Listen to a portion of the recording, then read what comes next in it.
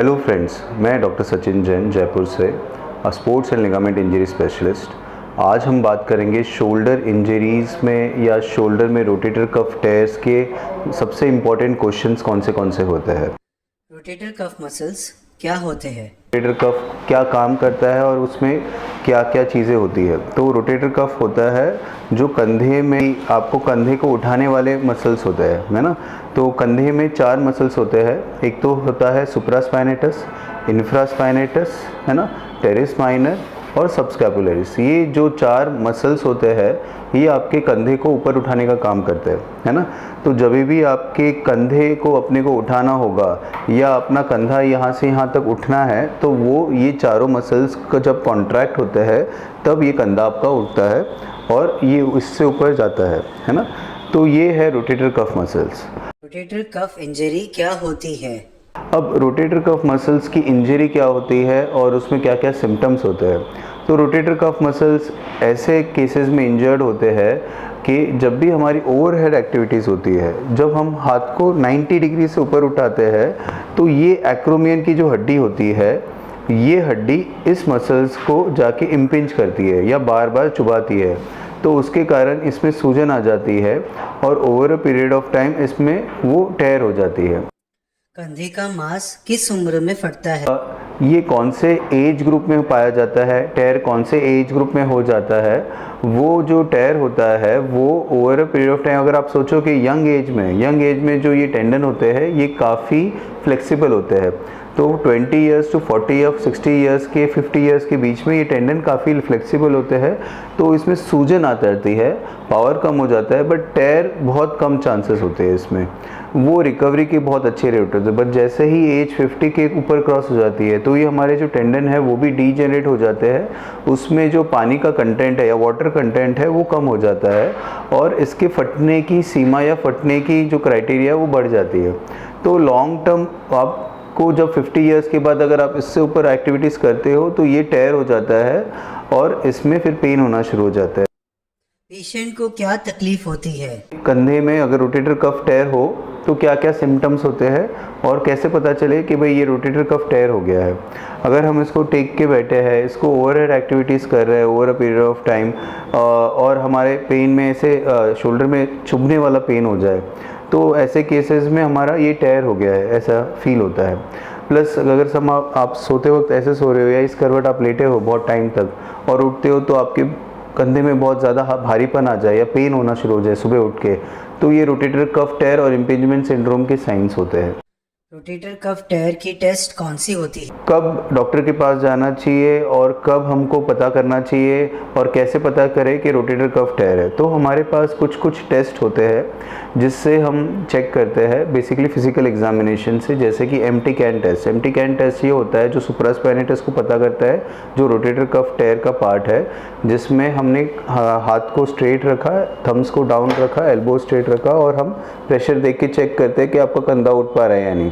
तो अगर आपका कंधा गिर जाता है तो या तो उसमें सूजन है या तो वो टेयर हो गया है। कौन सी जांचों से टेयर का पता लगाए? तो उसको पता करने के लिए हमको कौन सी जांचें करनी होती है, उसमें 2 जांचें होती है। एक तो एमआरआई करा सकते हैं या सोनोग्राफी करा सकते हैं। सोनोग्राफी अगर कोई अच्छा बंदा कर रहा है जिसको उसमें ट्रेनिंग हुई है, जो टेंडन को अच्छे से चेक कर सके, तो वो बहुत अच्छी जांच है क्योंकि ये डायनामिक स्टडी है।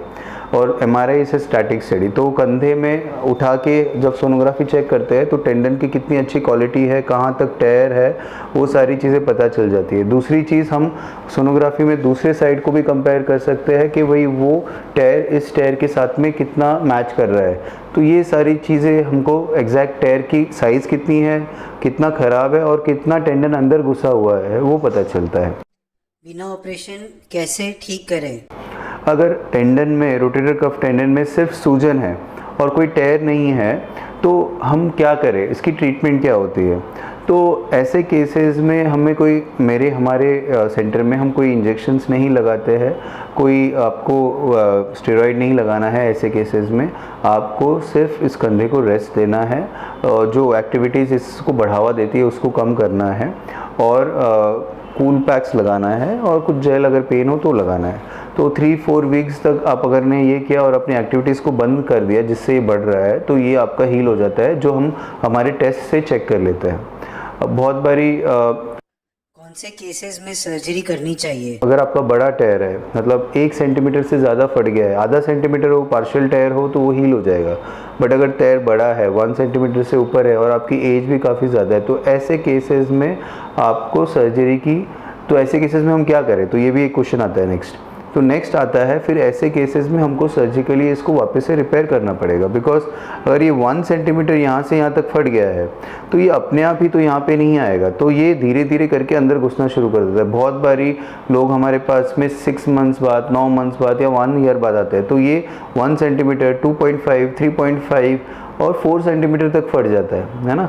तो ऐसे केसेस में हमको उसको रिलीज़ करके पूरा खींच के इसको वापस से लगाना पड़ता है। तो हाँ, अगर हमारा 1 सेंटीमीटर पे ही टायर था और हमने इसको वापस से लगा दिया तो हमारे लिए भी बहुत इजी है और आपके रिजल्ट्स भी बहुत अच्छे आने की संभावना है। बट जैसे जैसे ये अंदर आता है तो वैसे वैसे इसको रिलीज़ करना बहुत मुश्किल होता है और वापस से लाना बहुत मुश्किल होता है, बट फिर भी हम करते हैं और काफ़ी अच्छे रिजल्ट्स है।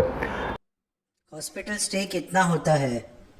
इसके लिए हमको कितने दिन एडमिट रहना पड़ता है ऑपरेशन के पहले और ऑपरेशन के बाद में कितने दिन बाद डिस्चार्ज होता है, तो ये सर्जरी जो होती है ये हम रीजनल एनेस्थीसिया में करते हैं। रीजनल एनेस्थीसिया मतलब हम आपको सिर्फ स्पाइनल ब्लॉक दिलवाते हैं, आपका सिर्फ ये हाथ सूना होता है, आप पूरे होश में रहते हैं, आपको सब पता होता है कि भाई यहाँ पे ऑपरेशन चल रहा है, पर आपको कुछ फील नहीं होता है।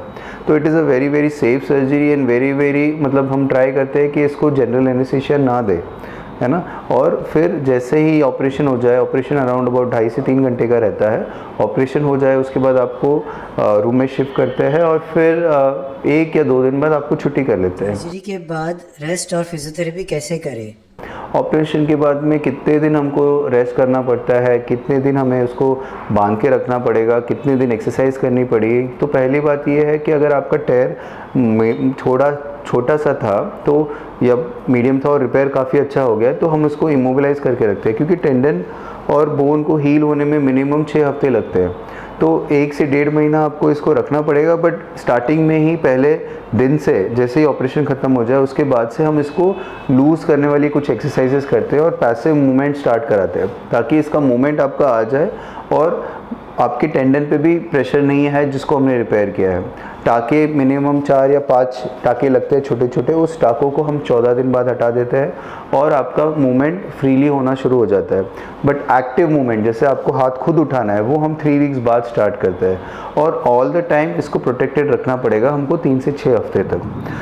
जैसे जैसे टाइम जाएगा 1 मंथ, 1.5 महीना हो जाएगा तो हम आपका पट्टा भी हटा देते हैं और फिर फ्रीली आपको मूवमेंट स्टार्ट कराते हैं। 1.5 महीने बाद आपकी मूवमेंट आपकी 90 डिग्री, 100 डिग्री, 120 डिग्री, तो टोटल 3 to 4 मंथ्स आपको लगते हैं कि पूरा मूवमेंट गेन हो जाए।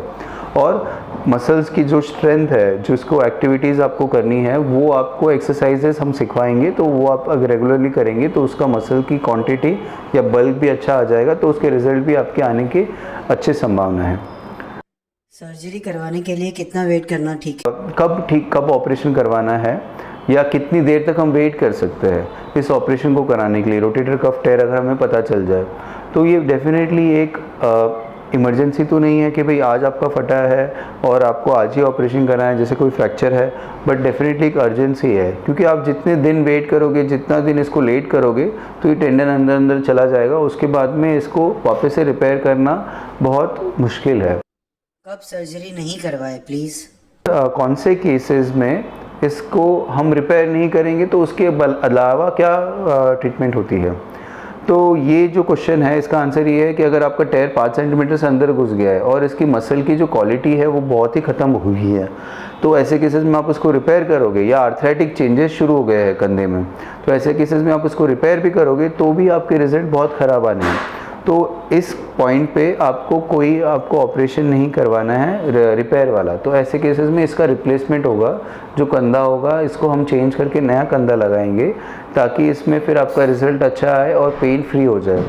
तो ये सारी जानकारी है आपके रोटेटर कफ इंजरीज़ की और रोटेटर कफ टेयर की, है ना। अगर आपको ये वीडियो अच्छा लगा प्लीज़ इसे लाइक करें, सब्सक्राइब करें, और हमें और जानकारी के लिए कोई भी क्वेश्चन हो तो आप मुझे कमेंट सेक्शन पे प्लीज़ सेंड करें। Thank you so much.